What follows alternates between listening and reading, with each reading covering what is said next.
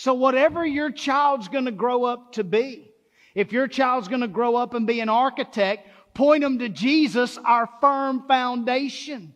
If they're going to grow up and be a baker, point them to Jesus, the bread of life.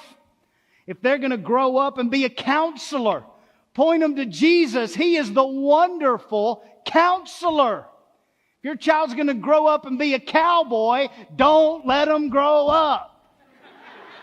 No, point them to Jesus, the one who's coming back on a white horse. They're going to grow up and be a doctor. Point them to Jesus, the great physician. They're going to grow up and be an electrician. Point them to Jesus. He is the light of the world. They're going to grow up and be a florist. Point them to Jesus. He is the rose of Sharon. They're going to grow up and be a geologist. Point them to Jesus. He's the rock of ages. If they're going to be a journalist, point them to Jesus, for He is the eternal Word.